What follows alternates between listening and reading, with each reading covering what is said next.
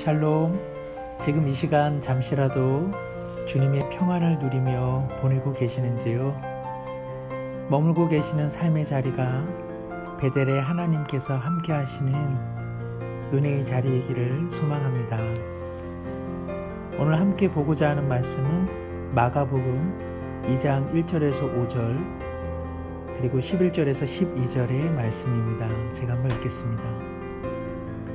수일 후에 예수께서 다시 가버나움에 들어가시니 집에 계시다는 소문이 들린지라 많은 사람이 모여서 문 앞까지도 들어설 자리가 없게 되었는데 예수께서 그들에게 도를 말씀하시더니 사람들이 한 중풍병자를 4사람에게 메워 가지고 예수께로 올세 무리들 때문에 예수께 데려갈 수 없으므로 그 계신 곳에 지붕을 뜯어 구멍을 내고 중풍병자가 누운 상을 달아 내리니 예수께서 그들의 믿음을 보시고 중풍병자에게 이르시되 작은 자야 내 죄사함을 받았느니라 하시니 11절 12절입니다. 내가 네게 이르노니 일어나 내 상을 가지고 집으로 가라 하시니 그가 일어나 곧 상을 가지고 모든 사람 앞에서 나가거늘 그들이 다 놀라 하나님께 영광을 돌리며 이르되 우리가 이런 일을 도무지 보지 못하였다 하더라. 아멘. 요즘 성경의 어떤 부분을 읽고 계시는지요? 지난 1월, 2월 교회에서는 새벽 기도 시간에 매일 성경이라는 큐티책의 본문을 따라 함께 말씀을 보아왔습니다. 창세기의 이야기였는데요. 이제 3월부터는 마가복음이 시작되었습니다. 말씀드린 매일 성경 큐티책 본문의 순서입니다. 큐티라는 말은 조용한이라는 영어의 quiet와 시간이라는 영어 단어 타임을 결합해서 만든 말입니다. 그러니까 큐티라는 말은 quiet time, 즉 조용한 시간을 의미합니다. 우리는 흔히 조용한 시간을 갖는다고 하면 혼자만의 시간을 생각하죠. 그런데 큐티 시간은 나 혼자 조용한 시간이 아닌 누구와? 하나님과 조용한 시간을 갖는 것을 말합니다. 하나님과 만나기 위해 조용한 시간을 갖는 것이죠. 그런데 여기서 하나님과 만난다는 것은 주님의 말씀을 읽고 묵상함을 통해서 이루어집니다. 정리해보자면 하나님과 만나는 조용한 시간이란 하나님의 말씀을 통해 하나님과 만나는 묵상의 시간이죠. 어떠세요? 하루 중 이러한 시간을 갖고 살고 계시는지요? 바쁘시죠? 얼마나 우리의 삶은 분주한지요? 그러나 이러한 시간을 갖는 일은 대단히 중요합니다. 예수님께서도 하나님의 아들이심에도 불구하고 한적한 곳에서 하나님과 만나는 일정한 시간을 가졌다고 성경은 증언하고 있기 때문에 그러합니다. 많은 분들이 교회의 새벽 기도회를 개인적인 큐티 시간으로 삼기도 합니다. 참 좋은 일입니다. 어떤 분들은 회사나 직장에 30여 분 일찍 출근하셔서 잠시 그날의 말씀을 읽고 기도한 후 하루를 시작합니다. 이 또한 좋은 일이죠.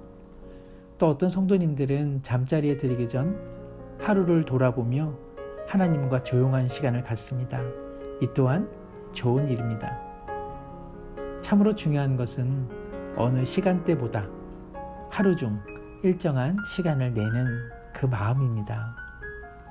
코로나19 사태로 인해 교회에서 이와 같은 목회 서신을 보내드리지만 이것이 계기가 되셔서 하나님과 조용한 시간을 매일매일 가져보신다면 오늘이 어제와 다르고 내일은 오늘과 또한 다르리라 확신합니다. 오늘 본문은 예수님께서 중풍병자를 고치신 이야기입니다. 예수님께서는 지금 가버나움에 계십니다. 그리고 어느 집에 잠시 머물고 계십니다. 그 소식에 수많은 사람들이 집과 문 앞으로 발 디딜 틈 없이 모여들었습니다. 당시 사람들의 삶은 곤고하였습니다. 경제적으로 취약했고 로마 제국의 속박에서 자유롭지 못했습니다. 억울하고 아프고 위로받지 못하는 많은 사람들이 힘겹게 저마다의 삶을 살아내고 있었습니다. 이러한 고통이 더욱 심화되어 있던 갈릴리 지역에 예수라는 인물의 출현은 분명 희망을 안겨준 것이죠. 예수님의 가르침은 당시 종교 지도자들보다 더욱 권위가 있었고 못 고칠 병을 고치셨으며 정신이 온전치 못한 자들을 삶의 자리로 돌아오게 하셨습니다. 그러니 수많은 사람들이 예수님께로 더 가까이 몰려듭니다. 지금 우리라도 그분께 가고 싶지 않겠습니까? 그런데 오늘 본문 3절에 4명의 사람들이 지붕을 뜯고 한 중풍병자를 예수님께로 내려보내고 있습니다. 이 무슨 민폐입니까? 당시 지붕의 구조상 뜯어내는 일이 어려운 일은 아니었다 할지라도 흙이 떨어지고 예상치 못한 일에 모두들 큰 불편을 경험했을 것입니다. 그러나 성경은 거기에 주목하지 않습니다. 예수님이 주목하신 것에 주목하고 있는데 그것은 예수님께서 중풍병자를 내려보낸 4사람의 믿음을 보셨다는 것입니다. 5절 예수께서 그들의 믿음을 보시고 중풍병자에게 이르시되 작은 자야 내 죄사함을 받았느니라 하시니. 사랑하는 성도 여러분, 하나님의 자녀가 된다는 것은 하나님께서 불러주시는 은혜와 이에 반응하게 되는 자신의 믿음 고백 속에 이루어집니다. 즉 예수 그리스도를 구원자로 고백하는 것은 내가 되어야 한다는 것이죠. 다른 누군가의 고백으로 우리 자신이 하나님의 자녀가 될 수는 없습니다. 그러나 하나님께서 한 영혼을 자신의 자녀로 불러내시는 일에 있어 얼마든지 주위의 사람들의 믿음과 열정을 사용하심을 우리는 오늘 본문을 통해 확인해 볼 수 있습니다. 왜냐하면 그들의 믿음을 보시고 중풍병자에게 죄 용서의 은혜를 주셨기 때문입니다. 그렇다면 주님께서 보신 그들의 믿음, 그 믿음 안에는 무엇이 있었을까요? 중풍병에 걸린 사람을 친구로 가정해 본다면 그들은 이렇게 생각한 것이죠. 우리 친구가 주님 앞에 가기만 한다면 반드시 치료될 거야. 회복될 거야. 삶이 변화될 거야. 이 영구적인 고통에서 그는 벗어나 새로운 삶을 살게 될 거야. 이 확신이 이들의 마음에 있었다는 것입니다. 친구에 대해 포기하지 않는 마음, 친구의 삶에 대해 연민과 불쌍히 여기는 마음이 가득했던 것이죠. 이들은 친구의 지난 삶의 슬픔을 보았고 불쌍히 여겼습니다.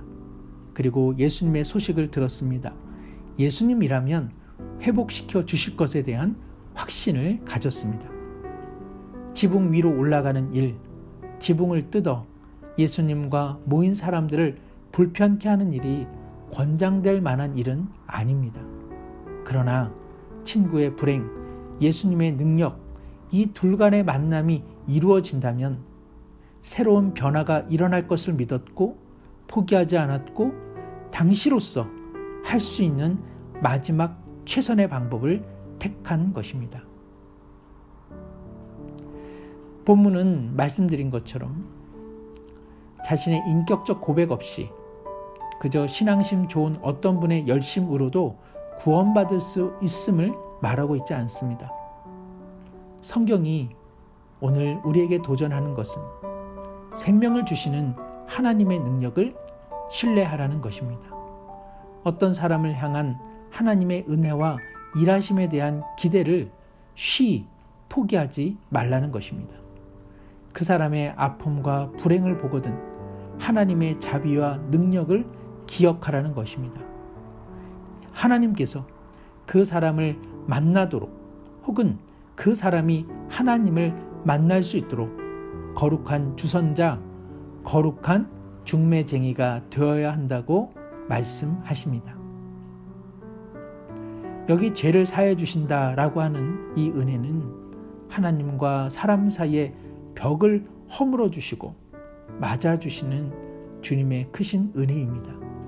주변의 가족, 남편, 아내, 자녀, 그리고 부모님들과 이웃, 그 누구라도 하나님의 자녀로 맞아 주실 것에 대해 우리가 그 믿음을 포기하지 않는다면 하나님께서는 생명의 역사, 구원의 역사, 용서받는 새 삶을 펼쳐가게 하실 줄 믿습니다.